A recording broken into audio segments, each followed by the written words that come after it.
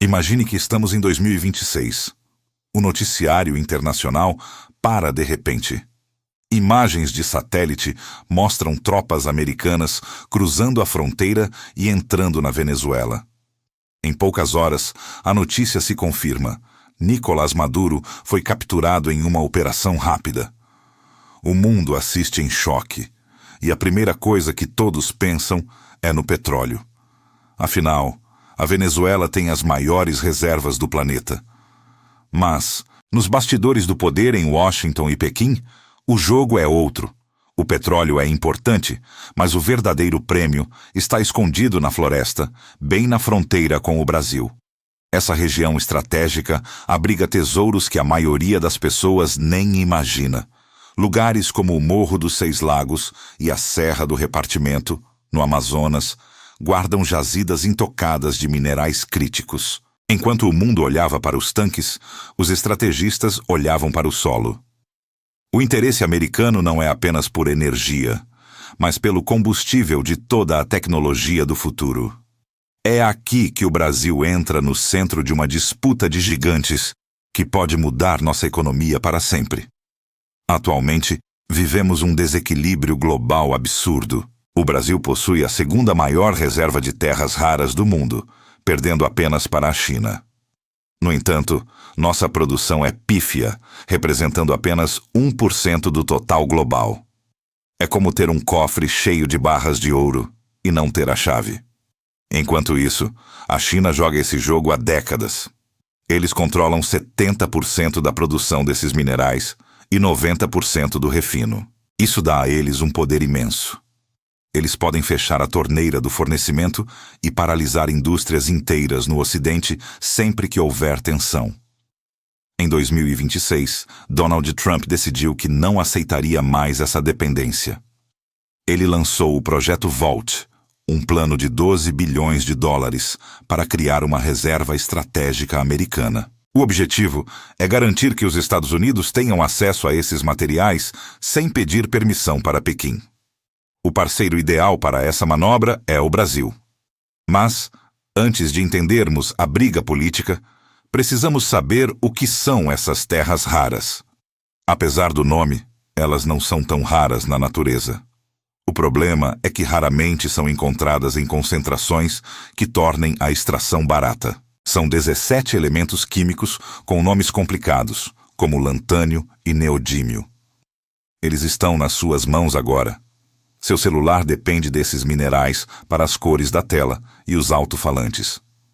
Sem esses elementos, o smartphone seria apenas um pedaço inútil de vidro e plástico. Mas o uso vai muito além dos eletrônicos. Esses elementos são fundamentais para a tecnologia militar. Mísseis guiados e radares avançados precisam das terras raras para funcionar. Além disso, na corrida pela energia limpa, elas são essenciais. As turbinas eólicas e os motores de carros elétricos dependem de ímãs potentes feitos de neodímio. Até na medicina, em aparelhos de ressonância, esses minerais são indispensáveis. O Brasil está sentado em cima dessa riqueza colossal, mas até agora fomos apenas espectadores. Os americanos e chineses sabem que quem controlar esses elementos controlará a economia e a segurança do século XXI. Por isso, a pressão sobre o território só aumenta. Estamos no meio de uma nova guerra fria tecnológica, onde as armas principais são minerais que cabem na mão. Antes de continuarmos e entendermos como a China montou essa armadilha para dominar o mercado mundial, se inscreva no canal e conte para a gente nos comentários de onde você está assistindo este vídeo. Sua participação é muito importante para continuarmos produzindo conteúdos assim. A estratégia chinesa não foi obra do acaso. Foi um plano traçado há muitos anos, enquanto o mundo estava distraído. Eles entenderam que a tecnologia moderna tem um ponto fraco no solo. O Brasil tem o potencial de quebrar esse monopólio, mas o caminho é cheio de desafios. A dúvida é: seremos fornecedores de matéria-prima barata ou vamos processar essa riqueza aqui? O cenário mostra que o tempo da neutralidade acabou. e o tabuleiro está pronto para as jogadas decisivas. Para entender como chegamos a esse ponto de tensão em 2026, precisamos voltar um pouco no tempo e olhar com atenção para Pequim. Há muitas décadas, enquanto o resto do mundo se preocupava apenas com o controle do petróleo, os líderes chineses já olhavam para o futuro da tecnologia. Deng Xiaoping, o homem que transformou a economia da China, disse uma frase que hoje soa como uma profecia. O Oriente Médio tem o petróleo, mas a China tem as terras raras. Essa não era apenas uma frase de efeito para os jornais da época. Era um plano de guerra industrial silencioso e muito bem planejado. A China não queria apenas cavar buracos na terra para vender pedras. Eles queriam dominar todo o processo tecnológico mundial. O plano chinês foi brilhante e, ao mesmo tempo, muito agressivo com os concorrentes. Eles inundaram o mercado global com preços tão baixos que nenhuma mineradora ocidental conseguia competir ou se manter viva.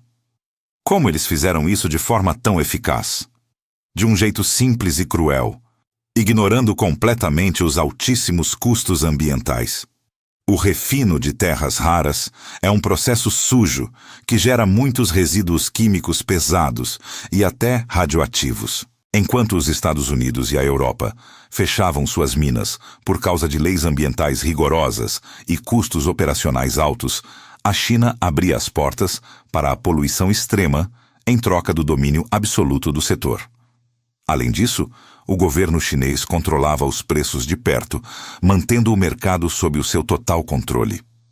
Quando o mundo ocidental finalmente acordou para o tamanho do problema, a China já era dona de 90% do refino global desses minerais essenciais. Essa é a grande armadilha onde todos os países caíram. Extrair o minério bruto da terra é a parte mais fácil e, ironicamente, a que dá menos lucro para quem vende. O concentrado de terras raras, logo depois de ser tirado da mina, vale cerca de $7,5 por quilo no mercado internacional. No entanto, o jogo muda completamente quando esse material passa pelo complexo processo químico de separação e refino. O material purificado e pronto para o uso industrial pode chegar a custar $120 por quilo. É uma diferença de valor imensa que fica toda nas mãos de quem processa. A China montou um sistema onde o resto do mundo faz o trabalho pesado de minerar e envia o material bruto para eles. Eles refinam, ficam com a maior parte do lucro e devolvem o produto acabado na forma de ímãs potentes e componentes caros. E o Brasil? Bem, o potencial financeiro que temos escondido sob nossos pés é de cair o queixo de qualquer economista sério. Se o Brasil continuasse sendo apenas um exportador de minério bruto, como sempre fomos em outros setores, nossas reservas valeriam cerca de $157 bilhões. É muito dinheiro, claro. Mas se tivéssemos a tecnologia para refinar esse material aqui dentro do país, esse valor daria um salto gigantesco para incríveis $2 trilhões. Estamos falando de uma mudança de patamar total para toda a nossa economia nacional. É a diferença entre ser uma fazenda que vende apenas commodities ou ser uma potência industrial moderna que dita as regras do jogo tecnológico global. A geografia dessa riqueza no Brasil é vasta e impressionante. Não se trata apenas do Amazonas, com as jazidas gigantescas, do Morro dos 6 Lagos e da Serra do Repartimento. Temos reservas importantes em Minas Gerais, na Bahia e em Goiás. Mas a nossa riqueza não para na terra firme. Existe o que os especialistas e a Marinha chamam de Amazônia Azul. No fundo do Oceano Atlântico, a cerca de 1.500 quilômetros da nossa costa, existe uma área estratégica chamada Elevação do Rio Grande. É uma montanha submersa gigantesca, quase do tamanho da Espanha, riquíssima em cobalto, níquel e, claro, terras raras. O Brasil já fez um pedido oficial à ONU para estender nossa plataforma continental e garantir o controle total dessa área. Quem controlar a elevação do Rio Grande terá nas mãos um tesouro submarino incalculável para os próximos séculos. Voltando para o continente, um dos casos mais interessantes dessa corrida acontece agora em Goiás, com a mineradora australiana Magnum Mining. O grande diferencial lá é o tipo de depósito encontrado, a argila iônica. Esse tipo de solo é muito mais fácil e barato de processar do que as rochas duras que costumam guardar esses minerais em outros lugares do mundo. A China dominou o mercado mundial justamente usando argilas iônicas do sul do seu território, e descobrir que o Brasil tem depósitos parecidos em Goiás muda as regras do jogo. Isso coloca o Brasil em uma posição de vantagem estratégica imensa perante o mundo. Temos o material, temos a facilidade de extração e agora temos a atenção total dos Estados Unidos, que não querem mais depender do humor dos chineses para manter seus mísseis, radares e carros elétricos funcionando perfeitamente. O tabuleiro está pronto e as peças brasileiras estão espalhadas de norte a sul, esperando o próximo movimento. O exemplo mais claro desse novo momento está na pequena cidade de Minaçu, no norte de Goiás. É lá que a empresa Serra Verde opera a única mina de terras raras em escala comercial no Brasil. É um projeto pioneiro que mostra bem tanto o nosso potencial quanto a nossa maior fraqueza atual. Embora a Serra Verde consiga extrair o minério com eficiência, o produto final que sai de lá ainda precisa atravessar o oceano para ser refinado na China. Sem usinas de processamento aqui dentro, o Brasil continua entregando a riqueza bruta para que outros países fiquem com a parte mais valiosa do processo. É uma situação que incomoda o governo brasileiro e tira o sono dos estrategistas em Washington, que não querem mais depender das fábricas chinesas. Os Estados Unidos decidiram que não podem mais ficar apenas observando o domínio chinês de braços cruzados. Em 2026, dentro do contexto estratégico do projeto VOLT, o governo americano anunciou um investimento direto de 565 milhões de dólares em projetos de mineração no solo brasileiro. Esse dinheiro não é uma ajuda desinteressada ou um simples presente diplomático. É uma tentativa estratégica de quebrar o monopólio de refino da China e garantir que o Ocidente tenha acesso seguro a esses materiais críticos. A grande novidade dessa vez é a disposição inédita dos americanos em transferir tecnologia de processamento para o Brasil. Eles querem que o país aprenda a fazer a separação desses elementos em solo nacional, transformando o Brasil em um parceiro estratégico fundamental para a cadeia de suprimentos global de tecnologia. Mas o caminho para chegar lá é longo e difícil. O primeiro grande gargalo é o tamanho do investimento financeiro necessário. Para o Brasil deixar de ser apenas um lugar que cava buracos e se tornar um produtor de ímãs de alta potência, o país precisa saltar de investimentos de alguns milhões para centenas de milhões, chegando aos bilhões de dólares. Construir uma cadeia produtiva completa exige infraestrutura, laboratórios de ponta e pessoal qualificado, algo que ainda estamos começando a desenvolver com fôlego. Além disso, o custo da energia é um fator decisivo. O refino desses minerais consome muita eletricidade, e para o produto brasileiro competir no mercado mundial, o custo de produção precisa ser baixo e constante. Depois, temos o dilema ambiental, que é um ponto sensível para a sociedade brasileira. Não dá para ignorar que a separação química das terras raras é um processo industrial pesado. Ele envolve o uso de ácidos fortes e gera resíduos que podem contaminar a água e o solo se não forem tratados com extremo rigor. No Brasil, o licenciamento ambiental é rigoroso e muitas vezes demorado. O desafio é encontrar o equilíbrio ideal.